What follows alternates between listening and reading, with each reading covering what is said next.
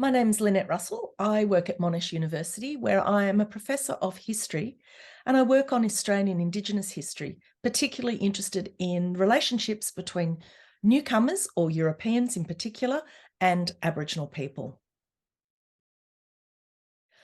I set this prize up because I'm really enthusiastic and passionate about understanding First Peoples history.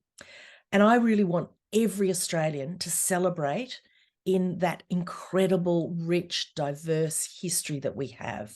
It's a history that spans 65,000 years, an unimaginable length of time. And I just want everyone to feel as excited about the innovative, creative, and amazing way that Aboriginal and Torres Strait Islander people have lived on this continent for over 65,000 years. So I set up this prize to get people to think about interesting ways that they might take on a project on Australian First Peoples history and all the sorts of things that it could be. It could be a written project, a visual project, it could be a performance or a song, it could be digital. And I'd love it to be a project that was involved a whole class activity. Some of the things that it could be include a gardening program using First Nations seasonal calendars and weather knowledges. It could be something that focuses on First Peoples' lives and events from your particular area. Or it could be something that explores the referendum that we're about to have this year.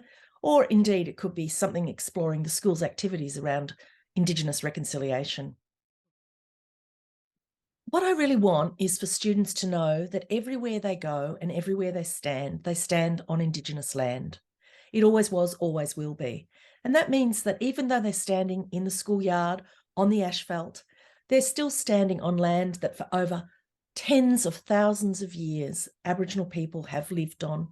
They have celebrated their culture on. They have built their homes on. They have buried their dead on. They have birthed the young, and they've had all the things that go with being a vibrant culture taking place on the land that we stand on every single day. I really want this to be an undertaking that includes all age levels. So it's not confined just to the kids in upper high school or middle school, but rather we can go from the whole gamut, from preps all the way through to year 10. And it would be great if it involved more than one group of students. So I love the idea of perhaps year 8s partnering with some of their prep or year 1 students to create something that might be a dialogue between older students and younger students around the questions of reconciliation, around the questions of First Nations history, of Aboriginal culture, of Indigenous society and Indigenous history. historycouncilvic.org.au and scroll down to find the prizes and look for the Lynette Russell Prize in First Peoples History in Schools.